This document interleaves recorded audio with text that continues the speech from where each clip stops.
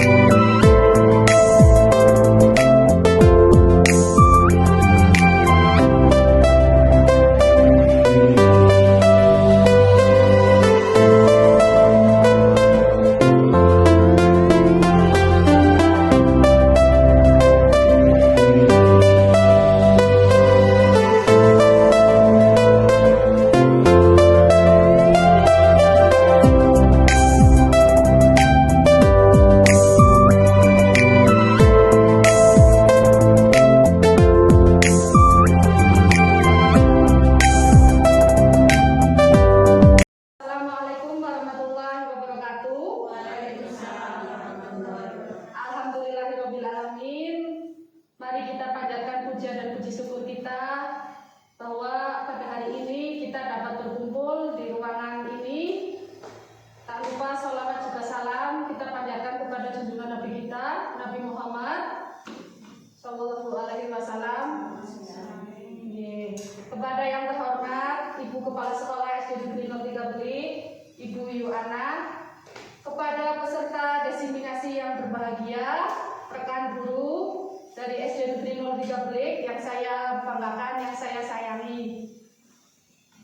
Alhamdulillah kita panjatkan puji dan puji syukur sehingga kita dapat mengikuti acara penyebaran sekolah dalam rangka memenuhi salah satu tugas dari calon guru penggerak angkatan 10, yaitu bersama saya Ibu Imania Laras Prianto. Untuk memulai acara agar mendapatkan manfaat pada kegiatan ini, marilah kita buka acara ini dengan bacaan Bismillah bersama-sama. Bismillahirrahmanirrahim. Baik, sebelum kita memulai acara ini, ada sambutan dari Ibu Kepala Sekolah, kepadanya kami persilakan.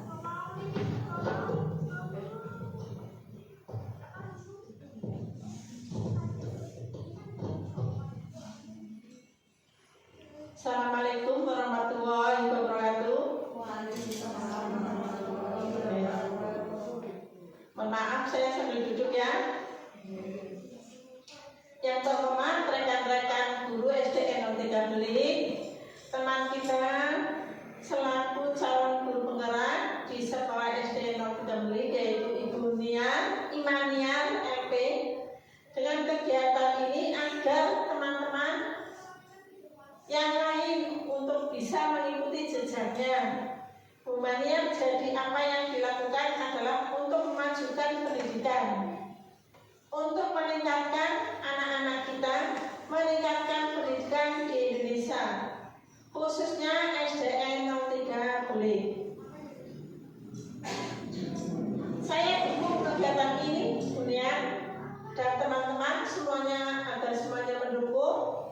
Ini kegiatan bagus, baik untuk kemajuan SDN 03 Belik, juga kemajuan Bapak Ibu Dewan Guru. Semoga teman-teman bisa segera mengikuti jejaknya Ibu Imania, ya, segera mendaftarkan kalau ada peluang pendaftaran sebagai calon guru penggerak. Mudah-mudahan dalam angkatan berikutnya Bapak Ibu semua yang belum mengikuti guru penggerak bisa terjaring, bisa didaftar dan segera mengikuti.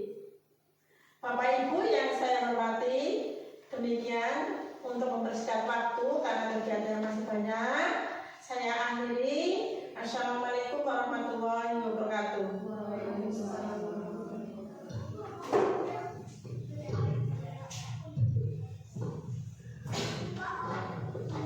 Baik, terima kasih atas sambutannya dan dukungannya dari Ibu Kepala Sekolah, Ibu Yuana. Bapak Ibu masih semangat? Ya, sebelum kita memulai acara ini, saya minta tolong Bapak Ibu berdiri dulu, ya, kita stretching sebentar. Ya, ini tangan kanannya di atas dan tangan kirinya di samping, ya, berdekatan dengan teman-temannya. Ayo ke depan.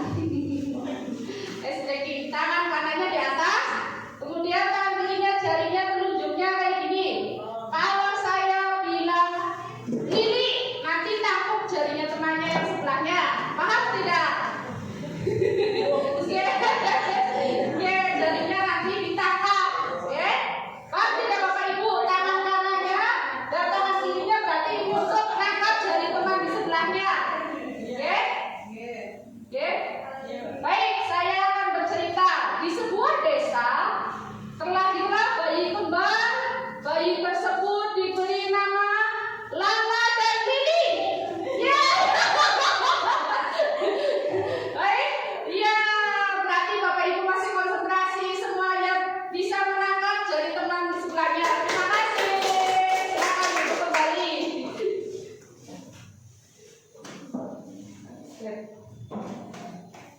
Nah, kita akan mulai pemaparan ini ya Bapak Ibu ya.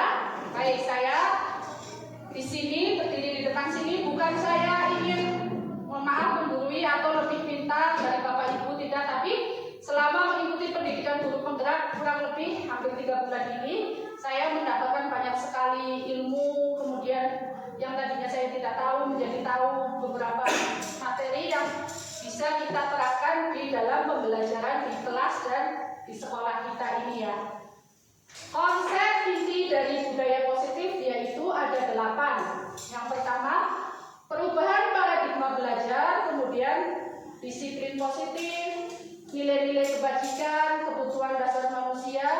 motivasi perilaku manusia, posisi kontrol guru, kemudian keyakinan kelas, dan segitiga restitusi. Next, Mbak. Nah, pembelajaran dengan paradigma baru. Pembelajaran dengan paradigma baru merupakan pembelajaran yang dirancang berdasarkan prinsip pembelajaran berdiferensiasi, sehingga para peserta didik belajar sesuai kebutuhannya berdasarkan tahap perkembangan sesuai teori psikologi modern untuk mewujudkan profil pelajar Pancasila. Ya, profil pelajar Pancasila ada berapa, Bapak Ibu? Ada berapa profil pelajar Pancasila? Nah, ayo silakan berdiri lagi. Kita menyanyikan profil pelajar Pancasila. Mohon maaf deh, biar tidak ngantuk. Ya, pelajar Pancasila beriman dan bertakwa pada Tuhan Yang Esa dan berakhlak mulia, berkebinekaan global, gotong royong mandiri, kreatif dan bernalar kritis. Tepuk tangan. Terima kasih Bapak Ibu semuanya. Ya. Jadi profil pelajar Pancasila yaitu yang pertama, beriman dan bertakwa kepada Tuhan Yang Maha Esa. Kemudian berkebinekaan global, bergotong royong, kreatif, bernalar kritis, dan mandiri. Ya. Nah, miskonsepsi tentang teori kontrol. Maaf saya tidak salah sebut ya. Ilusi guru mengontrol murid. Ya, bahwa ilusi bahwa semua penguatan positif efektif dan bermanfaat. Nah, ilusi tersebut bahwa kritik dan membuat rasa bersalah mampu menguatkan karakter. Ilusi bahwa orang dewasa berhak memaksa, ya Bapak Ibu.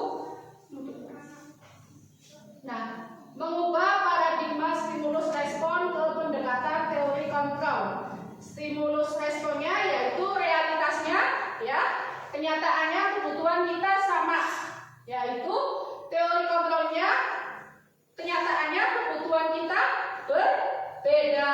Ya, semua orang melihat hal yang sama, tapi teori kontrolnya setiap orang memiliki gambaran yang berbeda. Ya. Kita mencoba mengubah agar orang berpandangan sama dengan kita. Kita berusaha memahami bahwa pandangan orang lain tentang dunia. Kemudian perilaku buruk dilihat sebagai suatu kesalahan. Kemudian teori kontrolnya semua perilaku memiliki tujuan. Nah, orang lain bisa mengontrol saya. Kemudian teori kontrolnya hanya Anda yang bisa mengontrol diri Anda.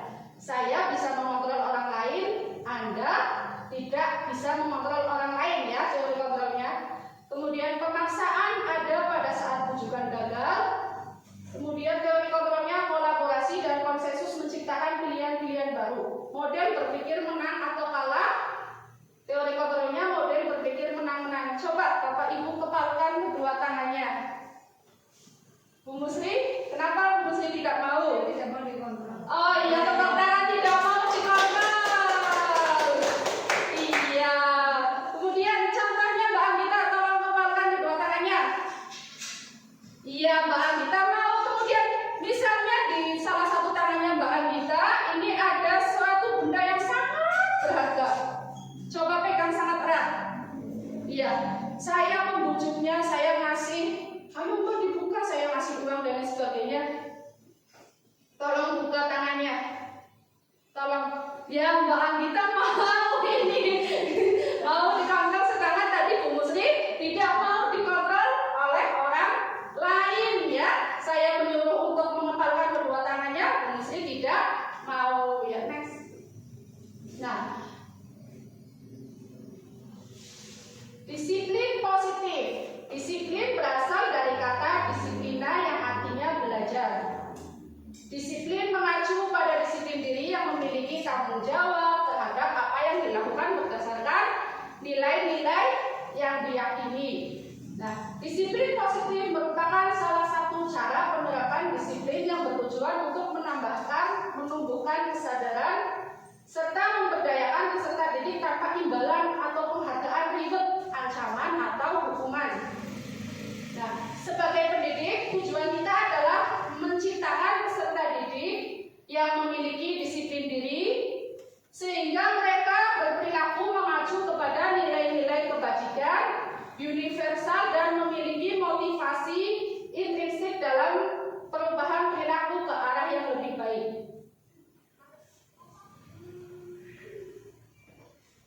Baik, selanjutnya yaitu nilai-nilai kebajikan. Nilai yang disepakati bersama lepas dari suku bangsa, agama, bahasa, maupun latar belakangnya. Contoh nilai kebajikan institusi atau organisasi. Di situ ada profil belajar Pancasila, kemudian ada IPO, Primary Youth Program, PYP, dan keterampilan hidup.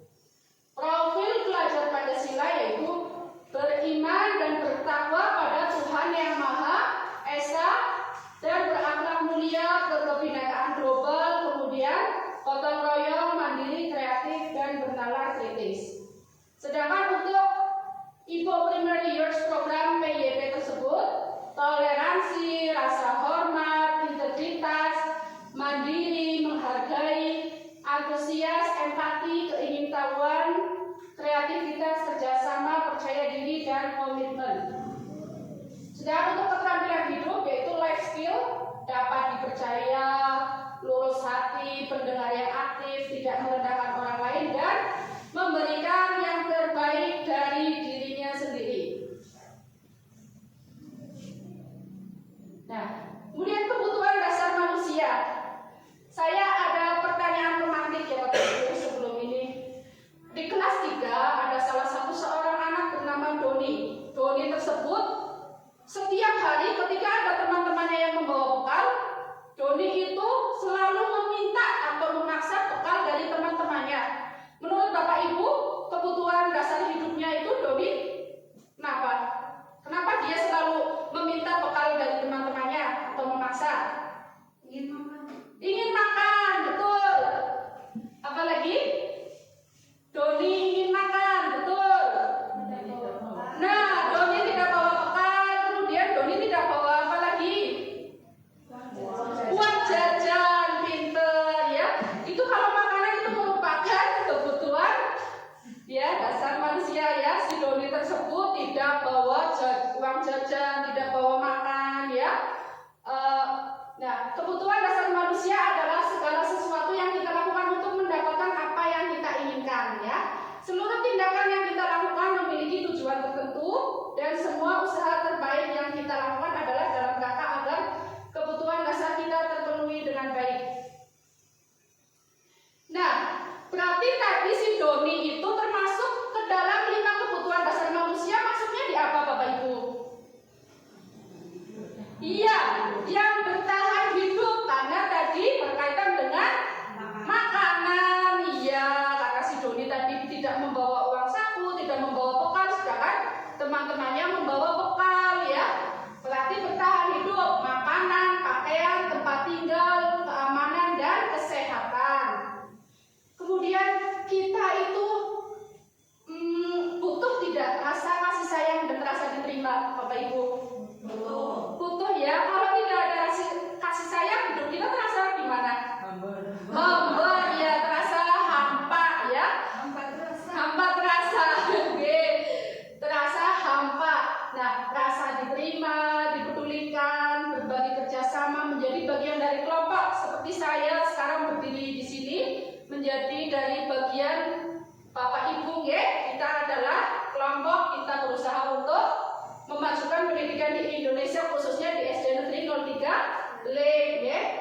Kemudian penguasaan harga diri, keinginan untuk dianggap memimpin, berprestasi, diakui dan didengar. Biasanya di kelas itu ada anak yang menonjol, yang kepengennya itu kalau ada pertanyaan saya guru, walaupun salah tapi anak itu percaya diri ya. Itu berarti anak itu ingin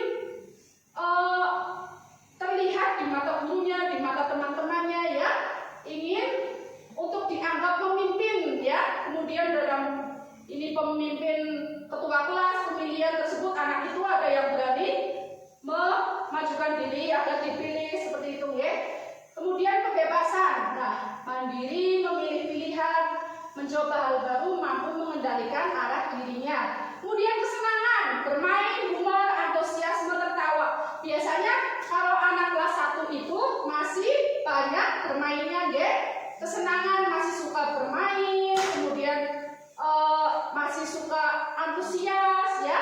Kemudian ya tertawa, karena anak kelas 1 itu pembelajarannya biasanya ya Bu Nunung, anak-anak tersebut masih aktif, masih terbawa dari usia taman kanak-kanak. Anak tersebut lebih banyak senang kalau dibawa belajar sambil bermain.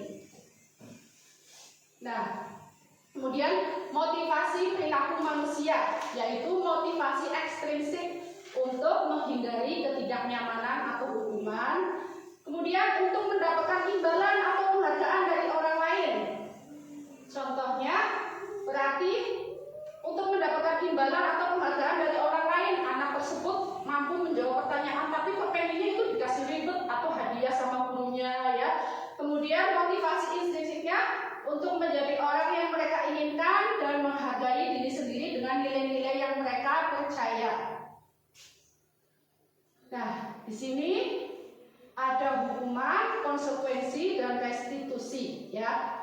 Hukuman itu berupa tidak terencana atau tiba-tiba. Misal ada anak yang melakukan pelanggaran, kita biasanya refleks seperti itu, ya. Nah, murid tidak tahu apa yang akan terjadi atau tidak dilibatkan, yaitu bersifatnya satu arah, ya. Kemudian berupa hukuman fisik atau psikis, ya. Kalau hukuman fisik, saya percaya di sini Bapak Ibu tidak ada yang melakukan hukuman tersebut kepada anak didik kita, apalagi orang tua sekarang kritis-kritis, apa-apa lapor ke polisi. Kemudian fisik, psikis, ya, kita memaki-maki dengan sebutan yang kasar dan sebagainya. Saya yakin Bapak Ibu tidak ada yang seperti itu. Kemudian konsekuensi, yaitu terencana atau disepakati sesuai peraturan. Murid tetap dibuat tidak nyaman, sikap guru selalu memonitor murid. Kemudian restitusi, ya, proses menciptakan kondisi bagi murid untuk memperbaiki kesalahan. Proses kolaboratif yang mengajarkan murid untuk mencari solusi sendiri. Seperti contohnya kemarin saya melakukan restitusi, segitiga restitusi, ya. Ada anak yang melakukan kesalahan, saya panggil anak tersebut dulu, ya, menanyakan identitas dirinya, keyakinannya, kemudian solusinya kita cari untuk bersama-sama. Tidak serta-merta saya langsung menghukum dengan kata-kata yang menyakiti anak tersebut. Nah, 5 posisi kontrol guru. Coba, dari 5 posisi kontrol guru ada yang menjadi penghukum, pembuat rasa bersalah, teman, pemantau, dan manajer. Bapak Ibu ada di posisi mana?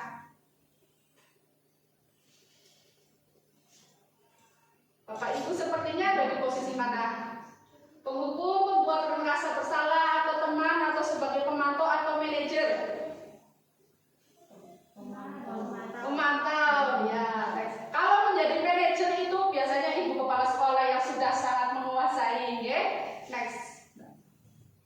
Nah, ini contoh penerapan 5 posisi kontrol guru, ya. Kasusnya kita sering jumpai pada hari Senin, ya. Contoh kasusnya, siswa tidak memakai atribut lekat saat upacara. Anak tersebut tidak memakai topi dan dasi. Nah, ini kalau posisinya penghukum, hormat pada bendera 1 jam.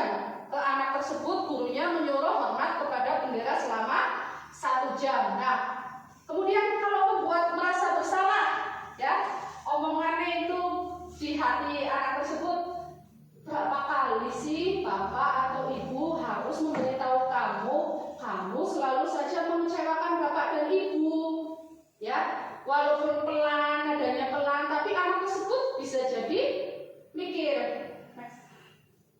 Nah, kalau posisi sebagai teman, ayo dong ikuti aturan sekolah, tolong bantu bapak ibu ya sekali ini. Ya sudah, tidak apa-apa, lain kali jangan sampai berbuat seperti ini lagi ya. Itu posisi guru sebagai teman kepada peserta didik yang berbuat kesalahan tadi, tidak memakai atribut. Kemudian sebagai pemantau. Nih, tadi katanya Bu Nunung sebagai pemantau ya. Kamu sudah melanggar peraturan sekolah, kamu tahu nggak konsekuensinya? Nah, setelah upacara, kamu beli atributnya ke koperasi dan jangan diulangi lagi ya. Nah, kemudian sebagai manajer, apakah kamu tahu kesalahanmu? Kira-kira bagaimana kamu memperbaiki kesalahanmu? Nah, dari 5 posisi kontrol tersebut, ini contohnya Bapak Ibu sudah tahu posisinya tadi sebagai manajer, kemudian Budiana sebagai pemantau, kemudian Kak Vida pemantau, Bu Sri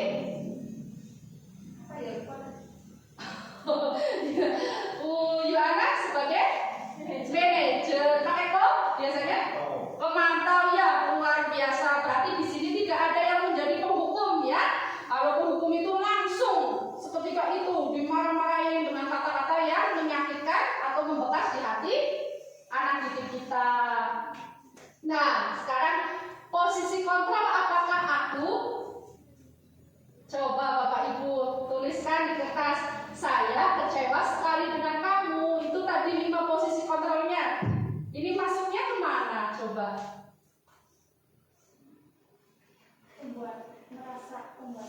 Iya, tepuk tangan buat Bu Amina. Membuat merasa bersalah ya. Kemudian, nah, kamu tidak pernah benar melakukannya. Ini maksudnya posisi kontrol apa Bapak Ibu? Kamu tidak pernah benar melakukannya. Nah, betul. Penghukum langsung menghardik anak tersebut. Kamu tidak pernah benar melakukannya. Nah, di sini anak-anak itu akan membekas ya Bapak Ibu ya. Ketika mereka dewasa ya, mereka akan terngiang-ngiang dari apa yang sudah disampaikan oleh Bapak Ibu. Kemudian posisi kontrol, apakah aku? Apa rencanamu untuk menyelesaikan masalah ini? Iya, pinter. Posisinya seperti teman. Jadi 4 mata ya, antara guru dan muridnya itu saling berdiskusi, memecahkan, mencari solusi tersebut dari kesalahan yang telah diperbuat. Nah, yang ini ayolah lakukan demi Bapak Ibu ya. Ini sebagai apa posisi kontrolnya? Teman, sebagai teman. Nah, kemudian kamu tidak pernah mendapat nilai jika tidak mengerjakan tugas.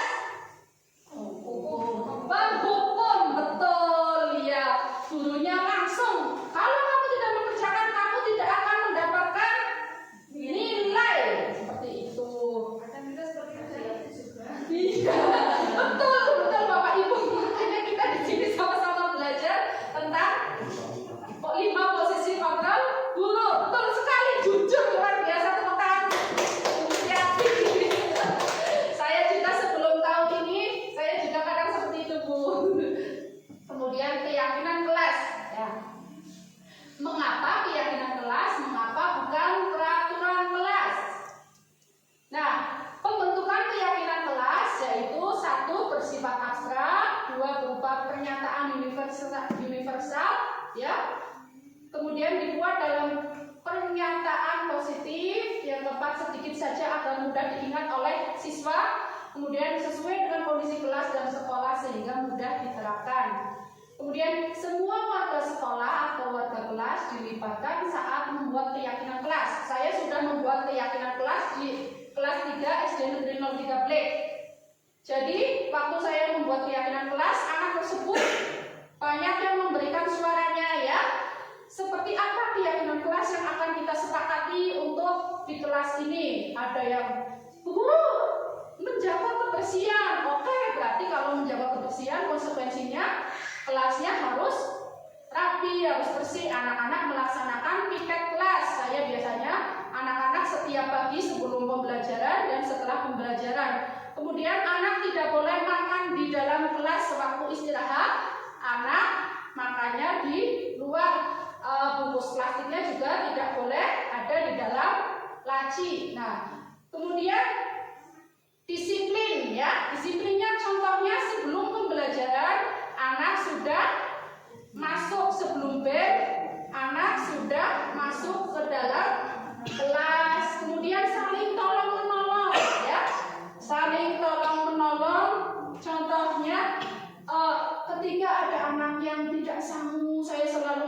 menasihati mereka, kalau ada anak yang tidak sanggup, tidak membawa uang saku, kamu beli jajan, mbok ya dikasih ya, saling tolong menolong, walaupun itu perbuatan yang kesannya gimana ya, ringan kan itu dikasih. Jadi akhirnya ada anak kamu, contoh ya, lo jajane, setelah saya tanya ternyata anak tersebut tidak membawa uang saku ya. Kemudian ada anak yang pensilnya sudah bujel, mohon maaf udah kecil banget lah. Ada Bilda itu mempunyai pensil dua masih panjang-panjang. Saya nasihati kalau ada anak yang seperti itu kita harus tolong menolong, akhirnya memindahkan pensil tersebut kepada anak yang pensilnya tadi sudah susah sekali buat nulis kecil karena anak tersebut tidak mampu untuk membeli pensilnya baru. Kemudian ya, berarti berlaku sopan santun. Saya selalu mengajarkan anak-anak ketika Bu Guru menjelaskan pelajaran, kamu kalau Bu Guru ngomong jangan dulu dipotong. Nanti akan Bu Guru ada sesi tanya jawab. Kemudian sopan santun tidak membuli teman-teman di kelasmu, ya, tidak mengecek. Soalnya dulu sering anak-anak itu kadang memanggil temannya dengan nama bapaknya, ya. Wadan-wadanan caranya dengan membuli dengan nama orang tuanya, kemudian saling mengejek seperti itu. Akhirnya sekarang anak-anak alhamdulillah sudah nurut, tidak ada yang ejek-ejekan dengan nama panggilan orang tuanya, ya. Sopan santun. Kemudian saya ajarkan kalau ketemu bapak ibu kepala sekolah, kemudian bapak ibu dari kelas lain, kalau jalan di depannya ucapkan permisi, kemudian cium tangan seperti itu. Kemudian saling menghormati, ya, tadi sudah sesama teman saling menghormati, ya, tidak membeda-bedakan teman dari suku, agama, ya, tidak membeda-bedakan si kaya dan si miskin, semuanya sama di dalam kelas. Tidak saya membedakan ada yang anaknya dokter, kemudian ada yang anaknya pedagang, saya beda-bedakan, tidak, semuanya harus saling menghormati, ya. Next. Nah, ini segitiga restitusi Bapak Ibu yang alhamdulillah setelah melakukan pendidikan calon guru penggerak angkatan 10 ini, saya yang tadinya tidak tahu apa itu segitiga restitusi, saya mendapatkan ilmu dan alhamdulillah saya bisa menerapkan di kelas. Sebenarnya Bapak Ibu juga sering melakukan itu, cuman mungkin tidak tahu namanya atau tahapan-tahapannya, yaitu suatu proses dialog yang dijalankan oleh guru agar dapat menghasilkan murid yang mandiri dan bertanggung jawab. Nah, tahapan segitiga restitusi yaitu yang pertama validasi, menstabilkan identitas dulu, kemudian validasi tindakan yang salah dan menanyakan keyakinan, ya. Ketika anak melakukan kesalahan, kita tidak semerta-merta kalau penghukum tadi memarahi di depan teman-temannya atau di depan umum, ya. Tapi setelah saya menerapkan segitiga restitusi, setelah saya paham materinya, saya memanggil anak tersebut ketika istirahat atau saat jam pelajaran kelas selesai, anak-anak yang lain pulang.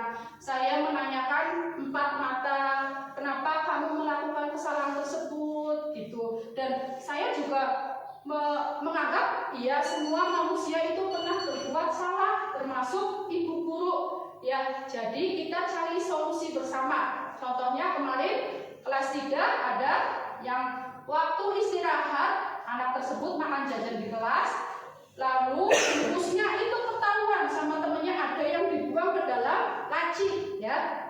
Kemudian ada ketua kelas dan anak-anak lain lapor ke saya.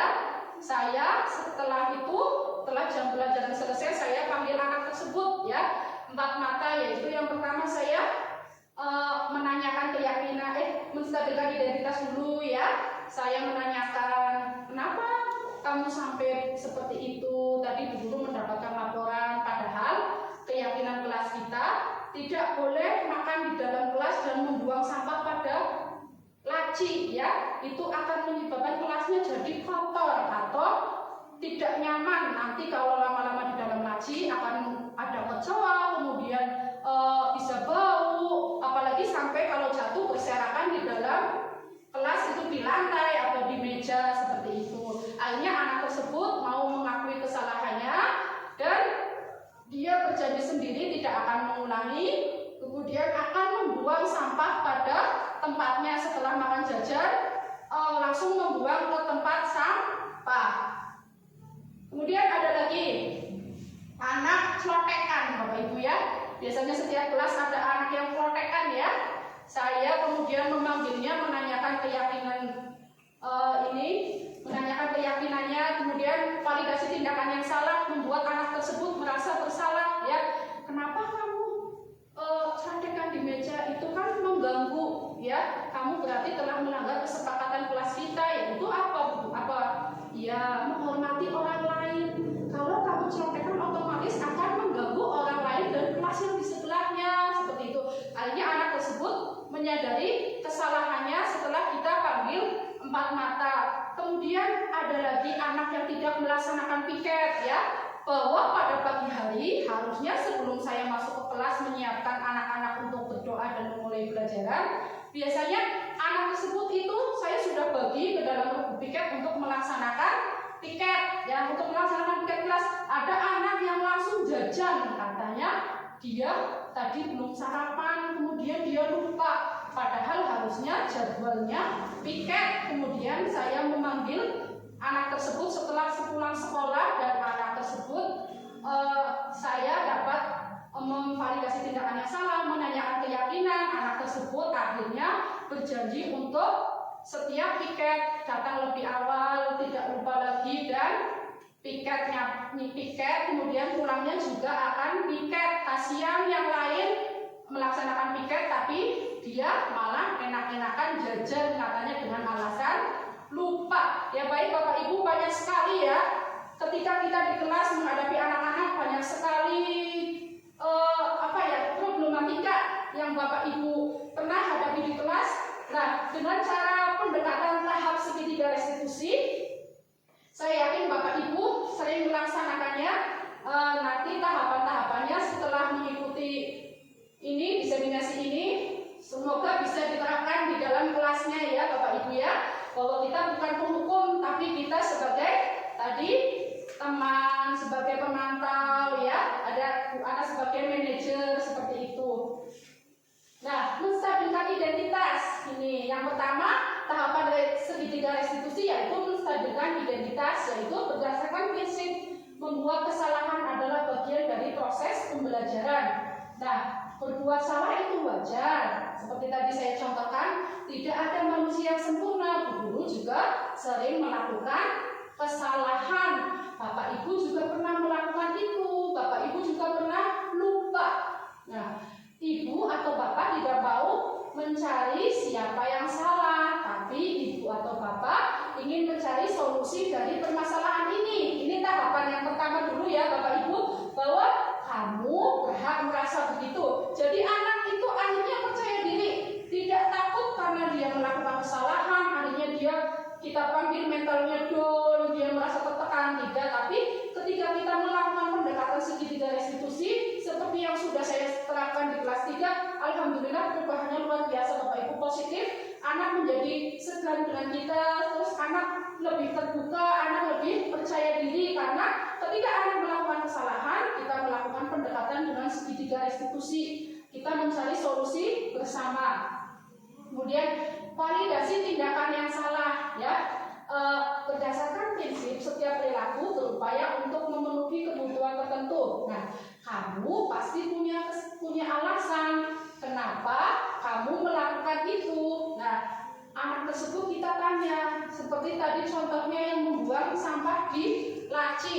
Saya tanya, kenapa alasan kamu membuang sampah di laci? Jawabannya, iya Bu, saya malas keluar, saya makan jajan di dalam kelas, saya lagi malas Bu, tong sampahnya jauh, jadi saya sampahnya buang di laci. Rencana saya nanti kalau pulang sekolah saya baru akan mengeluarkannya, dimasukkan ke tong sampah. Nah, anak tersebut mau mengakui kesalahannya dengan alasan karena tong sampahnya jauh, dengan alasan di kelas katanya tidak ada tempat sampah.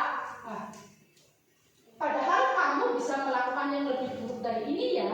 Kamu patut bangga karena telah melindungi sesuatu yang penting buatmu. Nah, kamu melakukannya karena mempertahankan sesuatu yang penting buatmu. Nah, kemudian menanyakan keyakinan. Berdasarkan prinsip teori kontrol bahwa pada dasarnya kita termotivasi secara intrinsik. Nah, apa keyakinan kelas kita?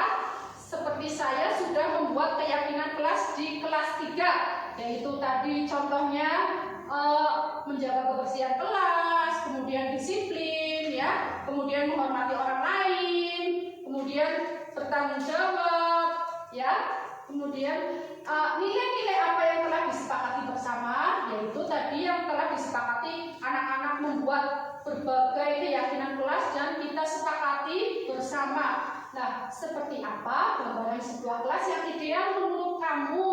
Nah, gambaran kelasnya tadi seperti si Adi itu yang melakukan kesalahan, ya, dia ingin kelasnya jadi bersih, nyaman untuk belajar, seperti itu. Kamu ingin menjadi orang yang seperti apa? Ketika saya menanyakan seperti itu, dia menjawab, saya ingin menjadi orang yang disiplin, Bu Guru. Saya ingin menjadi orang yang menjaga kebersihan. Saya ingin menjadi orang yang mematuhi aturan sekolah. Saya tidak ingin menjadi orang yang lalai atau lupa karena melanggar keyakinan kelas yang telah disepakati, seperti itu. Ini contoh penerapan segitiga restitusi yang saya lakukan di kelas 3.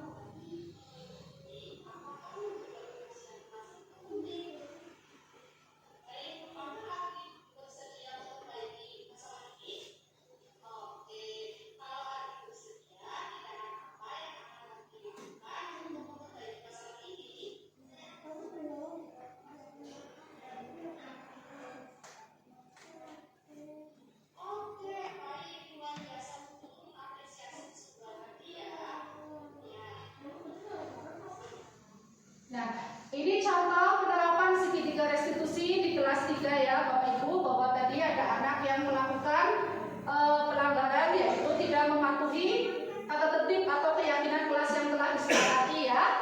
Yang tadi sudah saya jelaskan bahwa anak tersebut membuang sampah di dalam laci, ya. Tapi setelah kita melakukan penerapan segitiga restitusi, terjadi kesepakatan. Setelah itu anaknya mau makannya di luar kelas, kemudian membuang sampahnya di luar di tong sampah, dan saya juga berusaha untuk menyediakan tempat sampah bukan untuk sampah makanan ya, karena saya di kelas saya tidak boleh makan di dalam kelas. Kalau anak itu biasanya Bapak Ibu coret-coret, ya, ada yang bolong-bolongan itu buat pesawat kertas dan lain sebagainya. Saya tidak suka ada sampah yang berserakan, jadi saya menyediakan tong sampah kecil tapi untuk sampah bersih. Kalau ada sampah yang dibawa misalnya bekas dari pesawat kertas atau anak coret-coret, boleh dibuang di dalam kelas asalkan bukan untuk bungkus makanan atau bungkus minuman, seperti itu. Next. Kemudian penutup. Nah, dalam penerapan program disiplin positif, hendaknya guru memiliki standar kepribadian, profesional dan sosial yang baik, di mana guru mampu merefleksi dirinya dalam posisi kontrol saat ini, ya. Bagaimana berjalan dirinya sebagai among manajer yang menuntun murid-muridnya menjadi insan yang mandiri, merdeka dan bertanggung jawab atau sesuai dengan standar nasional pendidikan. Terima kasih. Baik Bapak Ibu, Alhamdulillah saya telah memaparkan materi tentang diseminasi budaya positif ya pada hari ini. Semoga ini memberikan manfaat untuk kita semua dari ilmu yang sudah saya dapatkan setelah melalui pendidikan calon guru penggerak angkatan 10 ini. Ya, saya ingin mengajak Bapak Ibu untuk menerapkan tadi contoh yang kita bisa terapkan di dalam sekolah, di dalam kelas, yaitu penerapan segitiga restitusi, kemudian 5 posisi kontrol guru ya. Tadi seperti apa saja 5 posisi kontrol guru? Kak Vida? Iya, penghukum, teman, iya, manajer, iya manajer terakhir, pemantau. Ya, kalau saya posisinya ya biasanya sebagai teman, pemantau, tapi setelah kalau manajer mungkin sudah terlalu menguasai ya, biasanya manajer itu ibu kepala sekolah ya. Kalau penghukum yang tadinya saya tidak belum tahu penerapan segitiga restitusi, itu penghukum biasanya langsung, kenapa kamu melakukan ini? Biasanya ada seperti itu Bapak Ibu? Tadinya iya sering, jujur sekali ya, tidak apa-apa.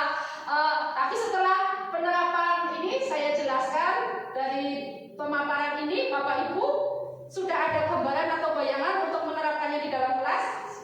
Sudah, luar biasa, pintar-pintar, hebat. Mari Bapak Ibu, saya berdiri di sini bukan semata-mata saya lebih pintar dari Bapak Ibu, tapi saya ingin ayo kita sama-sama belajar ya, demi pendidikan Indonesia agar lebih maju lagi, demi anak didik kita. Ayo kita sama-sama membangun SD Negeri 03 Belik itu sebagai SD yang unggulan, SD yang favorit, terkenal di Kecamatan Belik, bahwa di sini ini SD-nya mampu menciptakan generasi unggul ya. Contohnya banyak peserta didik kita yang mendapatkan penghargaan atau juara. Contohnya seperti Buka Vida besok ya, pada hari Senin, alhamdulillah Vida dapat juara di kecamatan. Tingkat kecamatan akan maju di tingkat kabupaten ya, bahwa SD Negeri 03 Belik. Ayo mari kita bersama-sama untuk tetap meningkatkan kualitas dari SD Negeri 03 Belik ini, untuk memajukan pendidikan di sini biar anak-anak kita menjadi anak yang cerdas, berakhlak mulia, unggul ya. Siap ya Bapak Ibu ya? Iya siap Bapak Ibu. Terima kasih atas waktu dan kesempatannya ya. Semoga kita semua dapat menjadi guru yang lebih baik lagi. Amin. Oke. Terima kasih. Wassalamualaikum warahmatullahi wabarakatuh.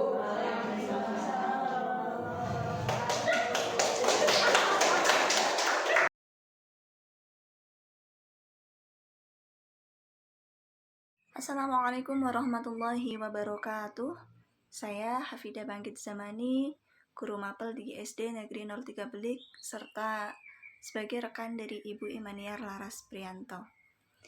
Saya melihat setelah Ibu Imaniar mengikuti pendidikan calon guru penggerak angkatan 10 ini, beliau banyak menerapkan nilai-nilai positif di kelas yang berdampak suasana kelas menjadi lebih menyenangkan. Beliau juga menerapkan merdeka belajar seperti anak bebas mengeluarkan pendapatnya, terus anak bebas menentukan posisi tempat duduknya sesuai dengan keinginannya, dan juga membuat profil belajar Pancasila, kemudian memperindah ruang kelasnya dengan memasang foto-foto pahlawan, gambar-gambar pemandangan, dan lain sebagainya. Kemudian beliau juga menerapkan budaya positif seperti salam, sapa, senyum, dan juga memberi hormat, dan lain sebagainya.